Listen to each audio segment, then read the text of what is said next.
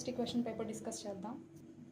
So ఇప్పుడు మనం zoology second semester cell and molecular biology subject questions discuss చేద్దాం. Question paper వచ్చేసి 2 పార్ట్స్లో ఉంటుంది, పార్ట్ ఏ ఇంకా part B.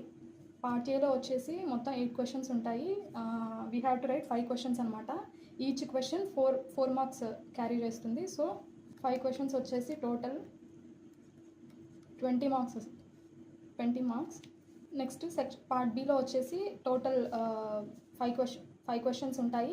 Each question 10 marks అనమాట. టోటల్ 50 మార్క్స్కి. ఇందులో ప్రతి యూనిట్ నుంచి ఒక్కొక్క క్వశ్చన్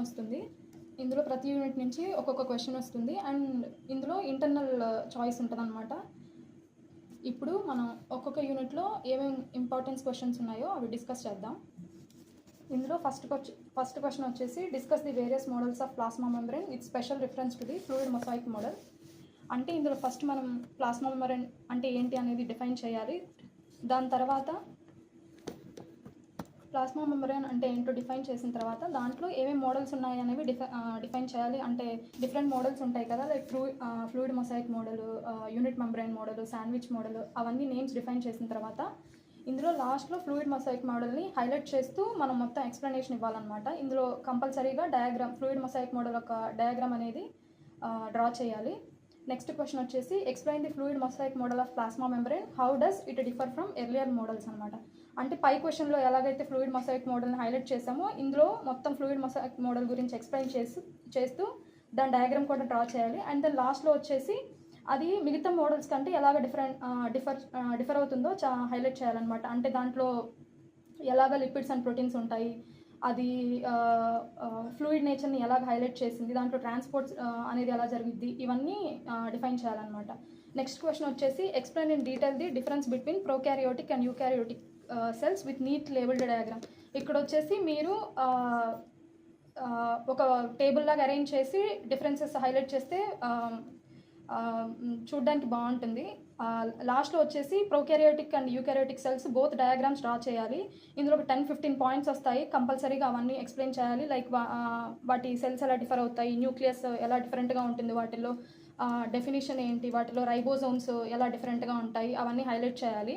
నెక్స్ట్ క్వశ్చన్ వచ్చేసి describe the history and development of cell biology. ఇందులో టైమ్ లైన్ డిఫైన్ చేయాలన్నమాట. లైక్ ఎప్పుడు ఏ సైంటిస్ట్ ఏమి కనుక్కున్నారు, అంటే ఫస్ట్ మైక్రోస్కోప్ ఎప్పుడు డిస్కవర్ చేశారు, దాని తర్వాత రాబర్ట్ హుక్ సెల్ అనే టర్మ్ కాయిన్ చేసింది. అలాగా డిఫైన్ చేస్తూ వస్తూ లాస్ట్లో cell theory, Schleiden and Schwann cell theory గురించి చెప్పింది. ఇవన్నీ చెప్తూ రావాలి. ఇంకా లాస్ట్లో మోడర్న్ సెల్ బయాలజీ గురించి హైలైట్ చేస్తూ లాస్ట్ రీసెంట్ డిస్కవరీస్ వరకు హైలైట్ చేస్తూ రావాలన్నమాట. నెక్స్ట్ క్వశ్చన్ వచ్చేసి write and essay on viroids and mycoplasma. ఇందులో విరియాయిడ్స్ అంటే ఏంటి, మైకోప్లాస్మా అంటే ఏంటి అనేది ఫస్ట్ డిఫైన్ చేయాలన్నమాట. అండ్ దెన్ వీటిలో ఏమంటే దాని యొక్క స్ట్రక్చరు, హోస్ట్, రెప్లికేషను, ఇంకా ససెప్టబిలిటీ అంటే దాన్ని వేటిని ఇన్ఫెక్ట్ చేస్తుంది అనే దాని గురించి చెప్పాలన్నమాట. రెండు డిఫరెంట్గా అంటే విరియాయిడ్స్లో structure, host, replication, structure, susceptibility, and మైక్రోప్లాస్మాలో కూడా అవన్నీ హైలైట్ చేయాలన్నమాట. సేమ్ స్ట్రక్చరు, హోస్ట్, ఇవన్నీ హైలైట్ చేస్తూ చెప్పాలి. నెక్స్ట్ క్వశ్చన్ వచ్చేసి discuss the chemical composition and functions of plasma membrane. ఇందులో వచ్చేసి ఫస్ట్ ప్లాస్మా మెంబ్రేన్ అంటే ఏంటి అని డిఫైన్ చేసిన తర్వాత అది ఎక్కడ ఉంటుంది, ఏవే సెల్ ఆర్గనల్స్కి ప్లాస్మా మెంబ్రేన్ ఉంటుంది అని చెప్పిన తర్వాత దాని కాంపోజిషన్ అంటే దాని స్ట్రక్చర్ని హైలైట్ చేస్తే దాని composition like lipids, proteins, carbohydrates, అది ఎలాగా ట్రాన్స్ఫర్ చేస్తుంది, దాని యొక్క ఫంక్షన్స్ ఏంటి, అంటే సెల్కి స్ట్రక్చర్ ఇస్తుంది, స్టెబిలిటీ ఇస్తుంది, ట్రాన్స్పోర్ట్లో వర్క్ చేస్తుంది, వీటన్నిటి గురించి చెప్పాలన్నమాట. సెలెక్టివ్ పర్మియబిలిటీ ఉంటుంది దానికి, వాటన్నిటి గురించి హైలైట్ చేస్తూ డిఫరెంట్ కాంపోజిషన్ ఉంటుంది కదా, proteins composition, phospholipids composition, cholesterol composition, carbohydrates composition అంటే ఎంత పర్సంటేజ్ ఉంటుంది, ఇవంతా డిఫైన్ చేయాలి. నెక్స్ట్ ఇంకొకటి ప్లాస్మా మెంబ్రేన్ ఈ క్వశ్చన్ రాసేటప్పుడు కంపల్సరీగా డయాగ్రామ్ డ్రా చేయాలి. నెక్స్ట్ క్వశ్చన్ వచ్చేసి describe viruses, viroids and mycoplasma, highlight the differences and biological significance.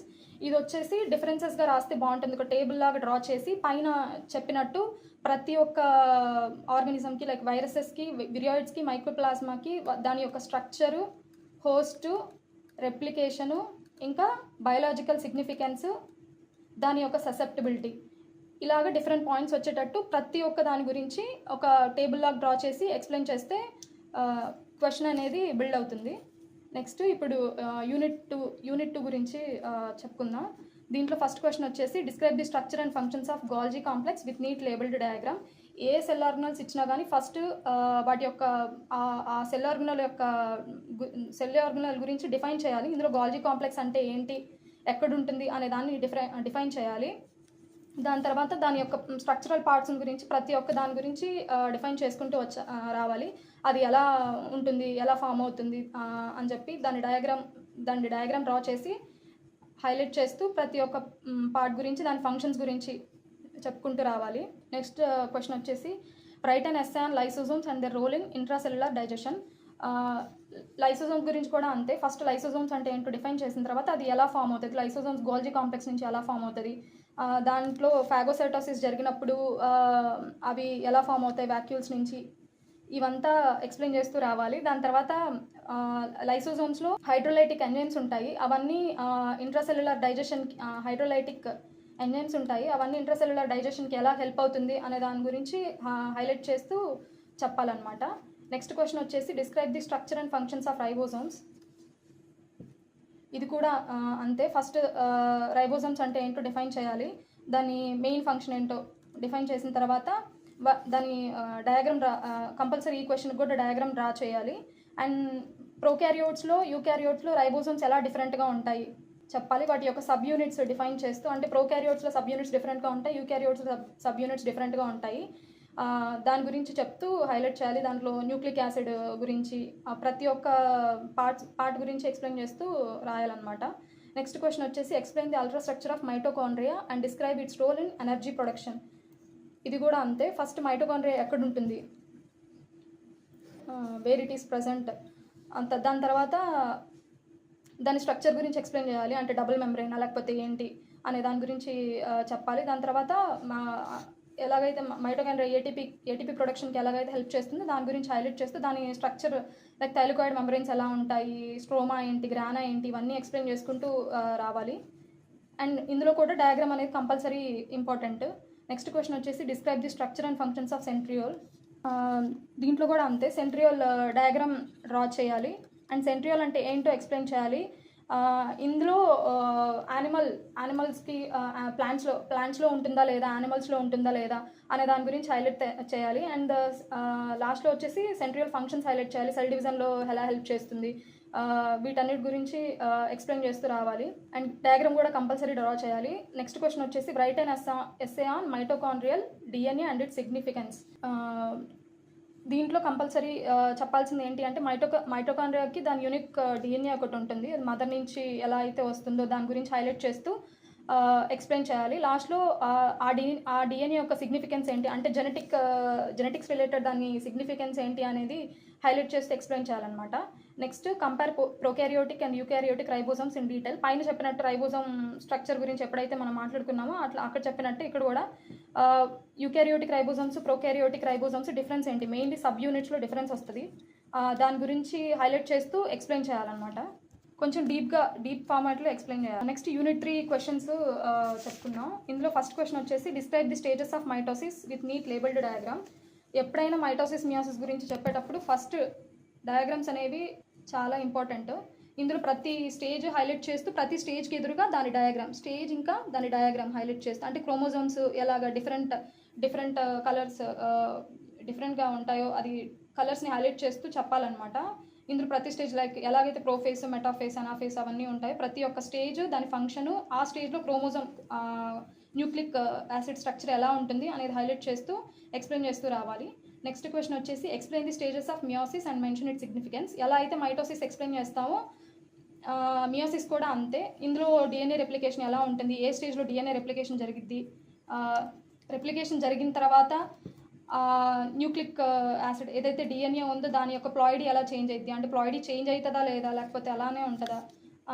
And మియోసిస్లో వచ్చేసి మియోసిస్ 1, 2 ఎలా అయితే ఉంటుందో ఆ స్టేజెస్ అన్నీ ఎక్స్ప్లెయిన్ చేయాలి.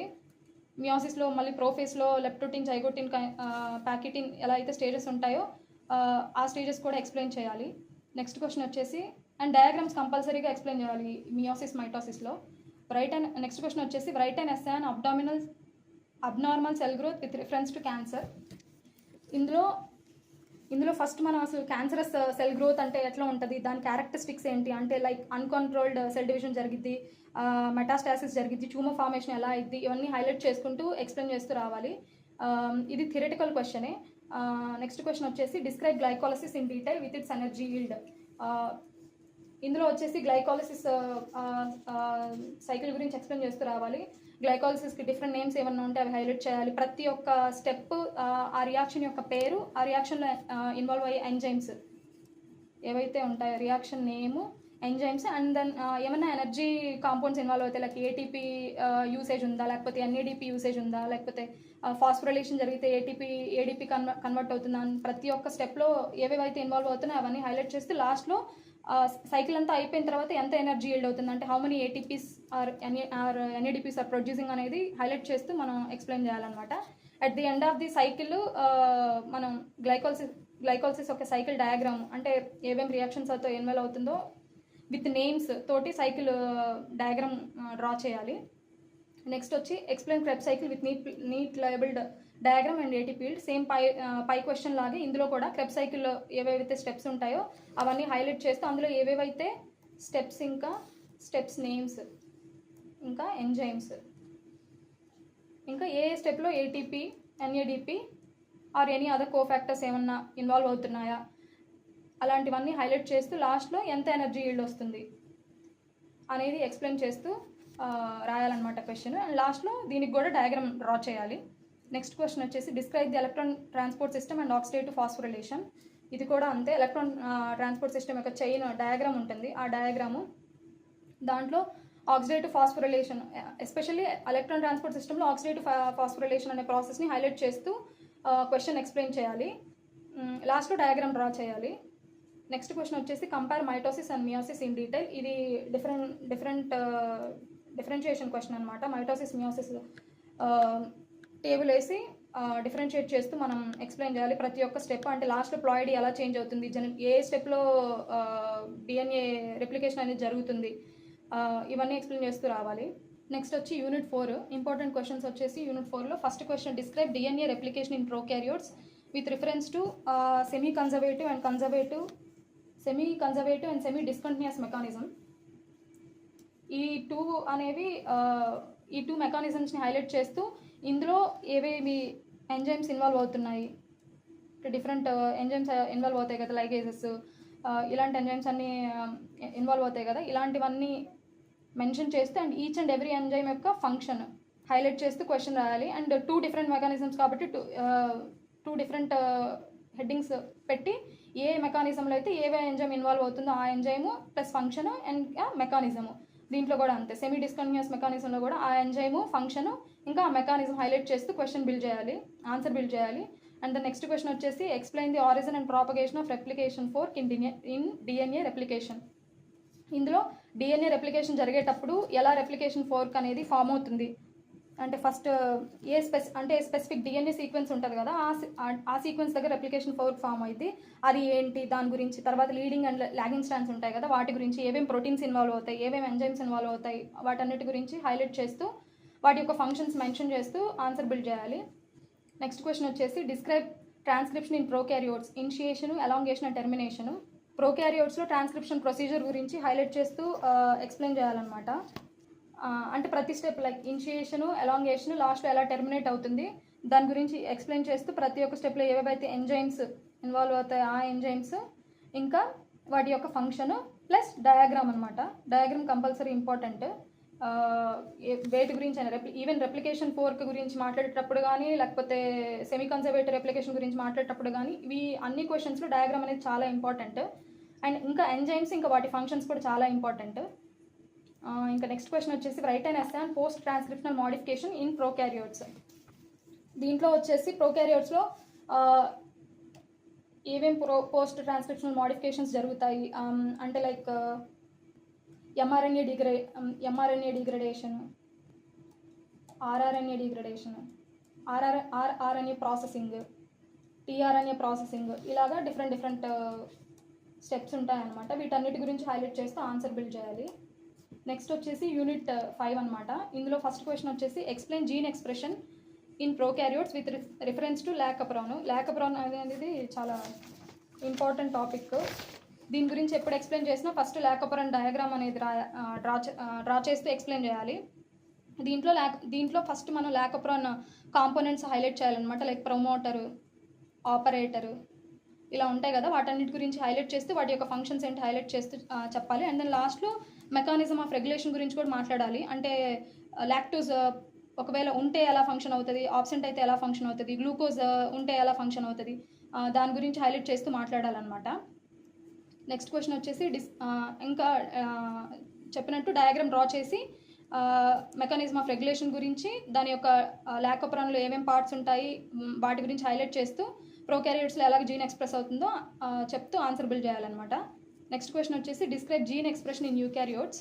దీంట్లో వచ్చేసి బేసిక్ మెకానిజం అడిగాడు కాబట్టి లైక్ స్టార్టింగ్ నుంచి ఎలా జీన్ యాక్టివేషన్ అవుతుంది, దాని తర్వాత ట్రాన్స్క్రిప్షను, పోస్ట్ ట్రాన్స్క్రిప్షనల్ మెకానిజము, దాని తర్వాత next translation, post translational mechanisms, and then next mRNA కానీ ఆర్ఎన్ఏ కానీ ఎలా ట్రాన్స్ఫర్ అవుతుంది దాని గురించి చెప్తూ ఎక్స్ప్లెయిన్ చేయాలన్నమాట. అండ్ డయాగ్రామ్ కూడా కంపల్సరీ డ్రా చేయాలి. అంటే లైక్ జనరల్ రిఫరెన్స్ డయాగ్రామ్ ఉంటుంది కదా జీన్ ఎక్స్ప్రెషన్కి, ఆ డయాగ్రామ్ డ్రా చేస్తూ ఎక్స్ప్లెయిన్ చేయాలి. నెక్స్ట్ క్వశ్చన్ వచ్చేసి write and essay on the structure, properties and biological importance of carbohydrates. దీంట్లో డైరెక్ట్ ఫస్ట్ అసలు కార్బోహైడ్రేట్స్ అంటే ఏంటో డిఫైన్ చేయాలి. దాని తర్వాత దాని స్ట్రక్చరు, ప్రాపర్టీస్, బయాలజికల్ ఇంపార్టెన్స్ అంటే దాని కెమికల్ స్ట్రక్చర్ ఉంటుంది కదా, కెమికల్ స్ట్రక్చర్ డ్రా చేసి దాంట్లో ఏమేమి ఉంటాయో ఎక్స్ప్లెయిన్ చేస్తూ వాటి యొక్క ప్రాపర్టీస్, బయాలజికల్ ఇంపార్టెన్స్ హైలైట్ చేస్తూ ఆన్సర్ బిల్డ్ చేయాలి. నెక్స్ట్ క్వశ్చన్ వచ్చేసి describe the structure, properties and biological importance of proteins. ఇది కూడా అంతే. అంటే ప్రోటీన్స్ ఏ మోనోమర్స్ తోటి ప్రోటీన్స్ ఫామ్ అవుతాయి, కార్బోహైడ్రేట్స్ కూడా అంతే, ఏ మోనోమర్స్ తోటి కార్బోహైడ్రేట్స్ ఫామ్ అవుతాయి, అవి ఎన్ని టైప్స్ ఉంటాయి, దాని స్ట్రక్చర్లో primary structure, secondary structure, tertiary structure, ఇలా డిఫరెంట్గా ఉంటాయి కదా, అలాగే ఎక్స్ప్లెయిన్ చేయాలి. ఇక్కడ ప్రోటీన్స్ వచ్చేటప్పటికి కూడా అలాగే ఏ మోనోమర్స్ తోటి ప్రోటీన్స్ ఫామ్ అవుతాయి ఇవన్నీ హైలైట్ చేస్తూ వాటి యొక్క బయాలజికల్ ఇంపార్టెన్స్ చెప్తూ ఆన్సర్ బిల్డ్ చేయాలి. నెక్స్ట్ క్వశ్చన్ వచ్చేసి right A detailed note on essential and non essential amino acids. ఇందులో ఫస్ట్ ఎసెన్షియల్ అమైనో యాసిడ్స్ అంటే ఏంటి, నాన్ ఎసెన్షియల్ అమైనో యాసిడ్స్ అంటే ఏంటో డిఫైన్ చేయాలి. అవి ఏమేమి ఉంటాయి వాటి ఎగ్జాంపుల్స్ రాయాలన్నమాట. అండ్ దెన్ వాటి యొక్క బయాలజికల్ ఇంపార్టెన్స్ డిఫైన్ చేస్తూ ఆన్సర్ బిల్డ్ చేయాలి. ఇప్పుడు నేను ఎక్స్ప్లెయిన్ చేసిన ఏవైతే చెప్పిన క్వశ్చన్స్ అన్నీ ఉన్నాయో దీని గురించిన డీటెయిల్డ్ ఇన్ఫర్మేషన్ అంతా సియా యాప్లో ఉంటుంది. ఒకవేళ మీకు ఎవరికైనా కావాలి అంటే సియా యాప్ డౌన్లోడ్ చేసుకొని మీరు ఈ ఇన్ఫర్మేషన్ గురించి చూసుకోవచ్చు. ఈ ఇన్ఫర్మేషన్ అంతా మీకు కావాలి అంటే సియా యాప్ డౌన్లోడ్ చేసుకోండి.